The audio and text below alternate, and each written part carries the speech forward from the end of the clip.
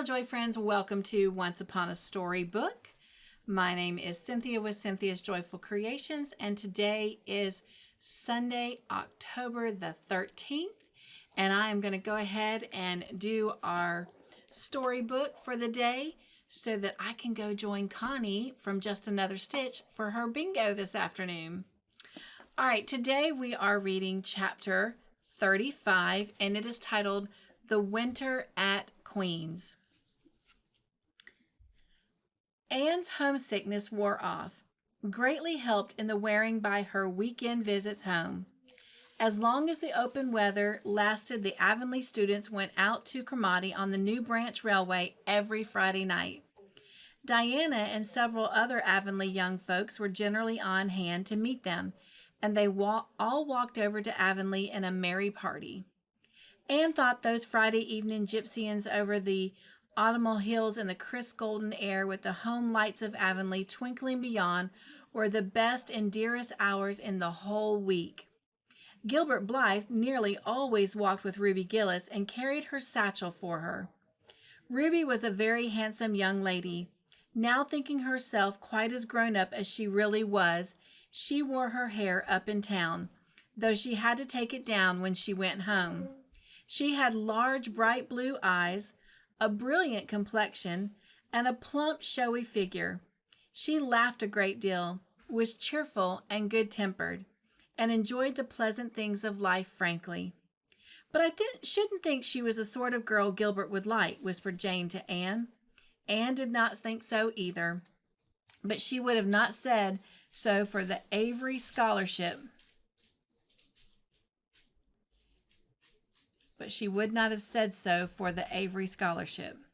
She could not help thinking, too, that it would be very pleasant to have such a friend as Gilbert to jest and chatter with and exchange ideas about books and studies and ambitions. Gilbert had ambitions, she knew, and Ruby Gillis did not seem the sort of person with whom such would be profitably discussed.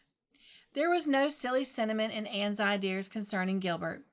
Boys were to her, when she thought about them at all, merely possible good comrades. If she and Gilbert had been friends, she would not have cared how many other friends he had, nor whom he walked. She had a genius for friendship. Girl friends she had in plenty, but she had a vague consciousness that masculine friendship might also be a good thing to round out one's conceptions of companionship and furnish broader standpoints of judgment and comparison. Not that Anne could have put her feelings on the matter into such clear definition, but she thought that if Gilbert had ever walked home with her from the train, over the crisp fields and along the ferny byways, they might have had many and merry, interesting conversations about the new world that was opening up around them and their hopes and ambitions therein. Gilbert was a clever young fellow with his own thoughts about things and a determination to get the best out of life and put the best into it. Ruby Gillis told Jane Andrews that she didn't understand half the things that Gilbert Blythe said. He talked just like Anne Shirley did when she had a thoughtful fit on, and for her part she didn't think it any fun to be bothering about books and that sort of thing when you didn't have to. Frank Stockley had lots more dash and go, but then he wasn't half as good-looking as Gilbert, and she really couldn't decide which she liked best. In the academy, Anne gradually drew a little circle of friends around her. Thoughtful, imaginative, ambitious students like herself, with the rose-red girl, Stella Menard, and the dream girl, Priscilla Grant, she soon became intimate, finding the latter pale, spiritual-looking maiden to be full to the brim of mischief and pranks and fun, while the vivid, black-eyed Stella had a heart full of wistful dreams and fancies, as aerial and rainbow-like as Anne's own. After the Christmas holidays, the Avonlea students gave up going home on Fridays and settled down to hard work. By this time, all the Queen scholars had gravitated into their own places in the ranks, and the various classes had assumed distinct and settled shadings of individuality. Certain facts had become generally accepted. It was admitted that the medal contestants had practically narrowed down to three: Gilbert Blythe, Anne Shirley, and Lewis Wilson. The Avery Scholarship was more doubtful, any one of a certain six being a possible winner. The bronze medal for mathematics was considered as good as won by a fat, funny little up-country boy with a bumpy forehead and a patch coat. What a way to describe somebody. Ruby Gillis was the handsomest girl of the year at the Academy. In the second-year classes, Stella Menard carried off the palm for beauty, with a small but critical minority in favor of Anne Shirley. Ethel Marr was admitted by all competent judges to have the most stylish modes of hairdressing, and Jane Andrews, plain, plodding consciousness Jane, carried off the honors in the domestic science course. Even Josie Pye attained a certain preeminence as the sharpest-tongued young lady in attendance at Queen's. So it may be fairly stated that Miss Stacy's old pupils held their own in the wider arena of the academical course. Anne worked hard and steadily. Her rivalry with Gilbert was as intense as it had been in Avonlea School, although it was not known in the class at large, but somehow the bitterness had gone out of it. Anne no longer wished to win for the sake of defeating Gilbert, rather for the proud consciousness of a well-won victory over a worthy foreman. It would be worthwhile to win, but she no longer thought life would be insupportable if she did not. In spite of lessons, the students found opportunities for pleasant times. Anne spent many of her spare hours at Beechwood and generally ate her Sunday dinners there and went to church with Miss Barry. The latter was, as she admitted, growing old, but her black eyes were not dim nor the vigor of her tongue in the least abated. But she never sharpened the latter on Anne, who continued to be a prime favorite with the critical old lady. "That Anne girl improves all the time," she said. "I get tired of other girls. There's such a provoking and eternal sameness about them. Anne has as many shades as a rainbow, and every shade is the prettiest while it lasts. I don't know that she is amusing as she was when she was a child, but she makes me love her, and I like people who make me love them. It saves me so much trouble in making myself love them." Then, almost before anybody realized it, spring had come. Out in Avonlea, the mayflowers were peeping pinkly out of the sere barrens where snow wreaths lingered, and the mist of green was on the woods and in the valleys. But in Charlottetown, harassed Queen students thought and talked only of examinations. "It doesn't seem possible that the term is nearly over," said Anne. "Why, last fall it seemed so long to look forward to, a whole winter of study and classes, and here we are, with the exams looming up next week. Girls, sometimes I feel as if those exams meant everything, but when I look at the big buds swelling on these chestnut trees and the misty blue air at the end of the streets, they don't seem half so important." Jane and Ruby and Josie, who had dropped in, did not take this view of it. To them, the coming examinations were constantly very important indeed, far more important than chestnut buds or Maytime hazes. It was all very well for Anne, who was sure of passing, at least to have her moments of belittling them, but when your whole future depended on them, as the girls truly thought theirs did, you could not regard them philosophically. "I've lost 7 pounds in the last 2 weeks," sighed Jane. "It's no use to say don't worry. I will worry." "Worrying helps you some. It seems as if you're doing something when you're worrying. It'd be dreadful if I failed to get my license after going to Queen's all winter and spending so much money." "I don't care," said Josie Pye. "If I don't pass this year, I'm coming back next year. My father can afford to send me. And Frank Stockley says the Professor Tremaine said Gilbert Blythe was sure to get the medal and that Emily Clay would likely win the Avery Scholarship." "That may make me feel badly tomorrow, Josie," laughed Anne. "But just now I honestly feel that as long as I know the violets are coming out all purple down in the hollow below Green Gables, and that little ferns are poking their heads up in Lover's Lane, it's not a great deal of difference whether I win Avery or not." I've done my best, and I begin to understand what is meant by the joy of the strife. Next to trying and winning, the best thing is trying and failing. Girls, don't talk about exams. Look at that arch of pale green sky over those houses and picture to yourselves what it must look like over the purply dark beechwoods back in Avonlea. "What are you going to wear for commencement, Jane?" asked Ruby practically. Jane and Josie both answered at once, and the chatter drifted into a side eddy of fashions. But Anne, with her elbows on the windowsill, her soft cheek laid against her clasped hands, and her eyes filled with visions, looked out unheedingly across city roof and spire to that glorious dome of sunset sky, and wove her dreams of a possible future from the golden tissue of youth's own optimism. All the beyond was hers, with its possibilities lurking rosily in the oncoming years. Each year, a rose of promise to be woven into an immortal chaplet.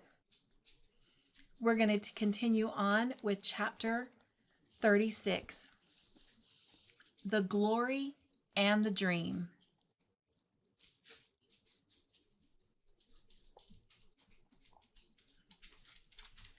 On the morning when the final results of all the examinations were to be posted on the bulletin board at Queen's, Anne and Jane walked down the street together. Jane was smiling and happy. Examinations were over, and she was comfortably sure she had made a pass at least. Further considerations troubled Jane not at all. She was so soaring ambitions, and consequently was not affected with the unrest attendant thereon. For we pay a price for everything we get or take in this world, and although ambitions are well worth having, they are not to be cheaply won, but exact their dues of work and self-denial, anxiety, and discouragement. Anne was pale and quiet. In 10 more minutes she would know who had won the medal and who the Avery.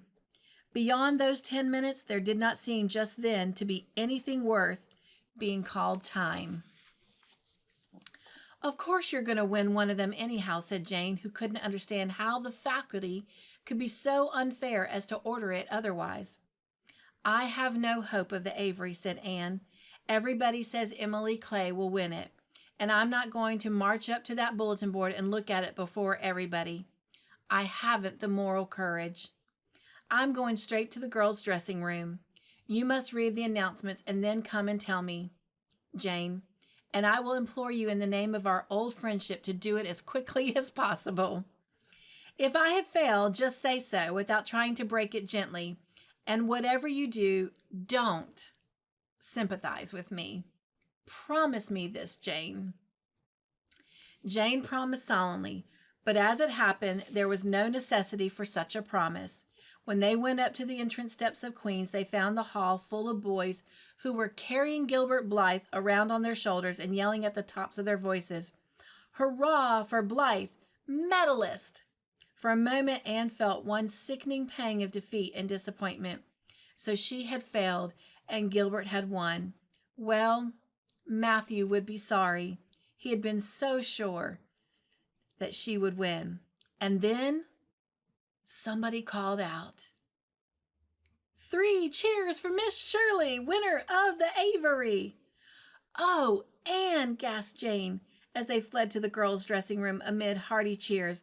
"Oh, Anne, I am so proud of you. Isn't it splendid?" And then the girls were around them, and Anne was the center of a laughing, congratulating group. Her shoulders were thumped and her hands shaken vigorously. She was pushed and pulled and hugged among all who managed to whisper to Jane. Among it all, she managed to whisper to Jane, "Oh, won't Matthew and Marilla be pleased? I'll just write the news home right away." Commencement was the next important happening. The exercises were held in the big assembly hall of the academy. Addresses were given, essays read, songs sung, the public award of diplomas, prizes, and medals made. Matthew and Marilla were there, with eyes and ears for only one student on the platform.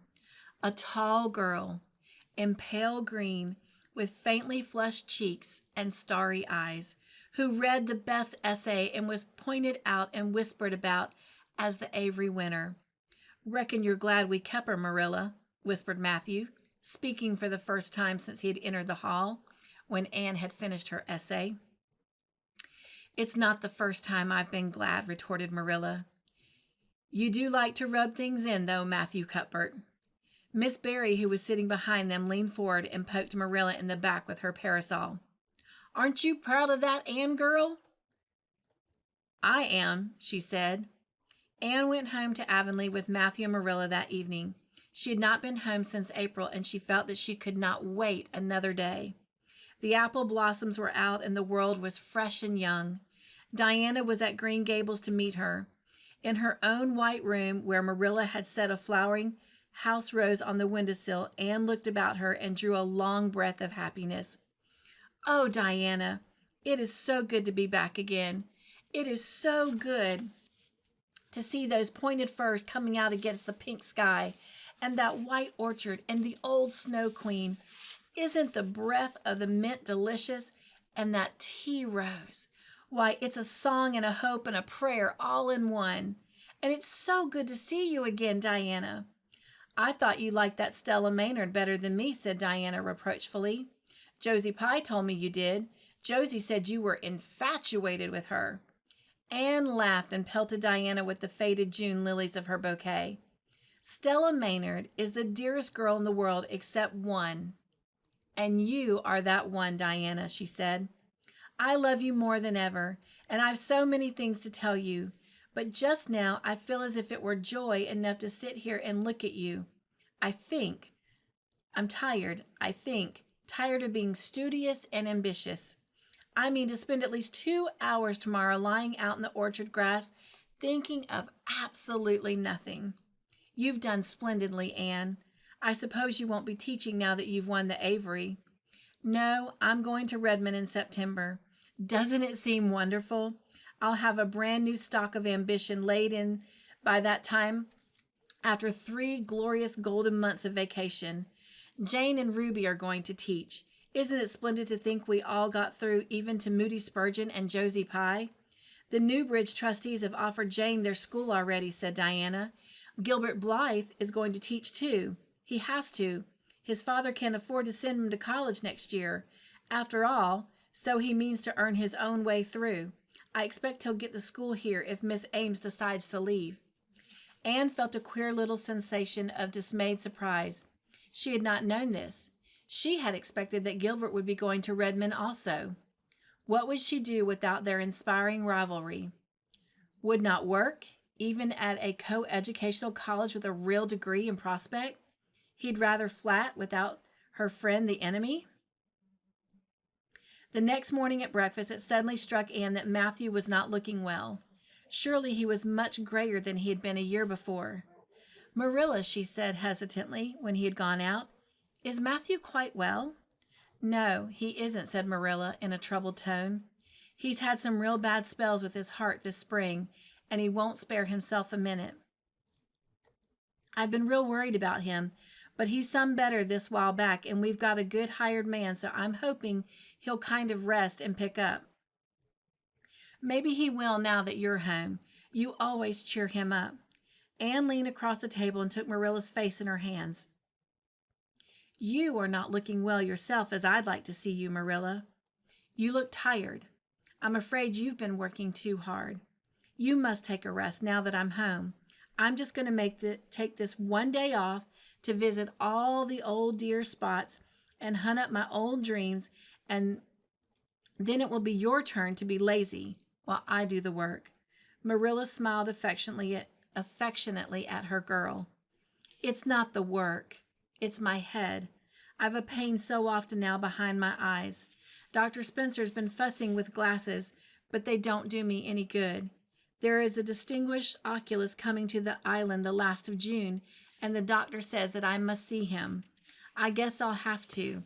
I can't read or sew with any comfort now. Well, Anne, you've done real well at Queen's, I must say. To take first-class license in 1 year and win the Avery scholarship. Well, well, Miss Lynn says pride goes before a fall, and she doesn't believe in the higher education of women at all. She says it unfits them for women's true sphere. I don't believe a word of it. Speaking of Rachel reminds me, did you hear anything about Abbey Bank lately, Anne? I heard that it was shaky, answered Anne. Why? That is what Rachel said. She was up here one day last week and said there was some talk about it. Matthew felt real worried. All we have saved is in that bank, every penny. I wanted Matthew to put it in the savings bank in the first place. But old Mr. Abbey was a great friend of Father's, and he always banked with him. Matthew said any bank with him at the head of it was good enough for anybody.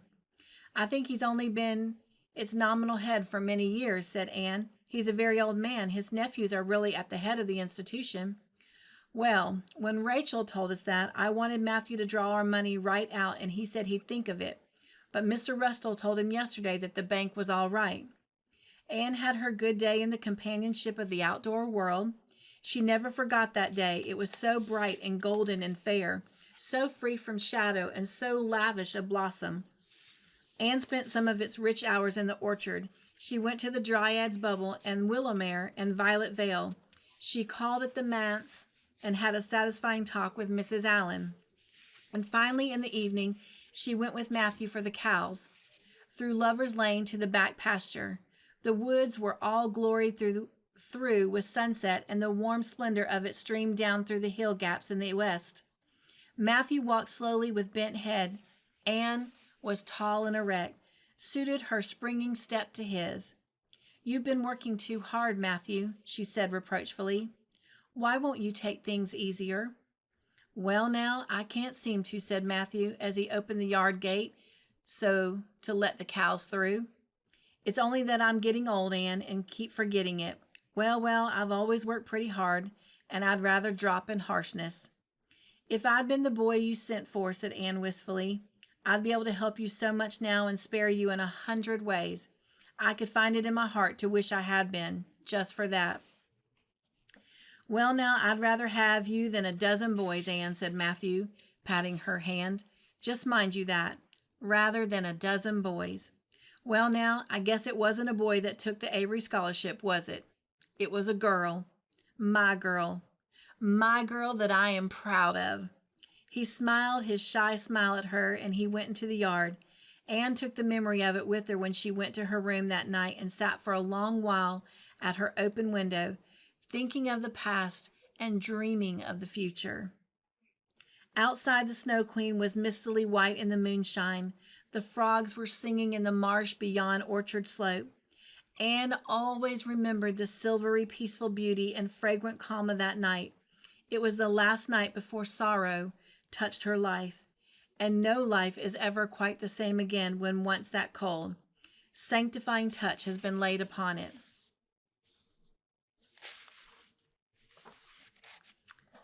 Oh my gosh, y'all. How can they end a chapter like that? What?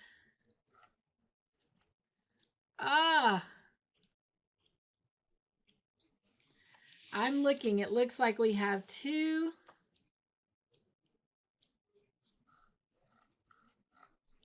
We have 2 chapters left. So, with the suspense of hanging us out to dry like that at the end of that chapter. But we've already read 2. So we'll come together next Sunday and complete the last 2 chapters of this book. And then we'll move on to Anne of Avonlea. So, well, thank you for joining me here in the Joyful House for Once Upon a Storybook. I hope you enjoyed it. Sorry that it's left us on a cliffhanger. Sounds like there's some foreshadowing that's going to definitely cause those of you that are listening to maybe grab some Kleenexes, because that did not sound very good at the end there. All right. Have a great week, and I will see you next Sunday as we conclude the end of Anne of Green Gables, and then the following week we will move on to Anne of Avonlea. All right. Be joyful. Stay crafty in your own way. Make your own joyful creations. And above everything else, my friends, Remember, you are made of matter. Therefore, you matter. So be your own exclamation. You can only be you. And your exclamation is so amazing, so important. All right, Nugs and Joy. Mwah! Love ya.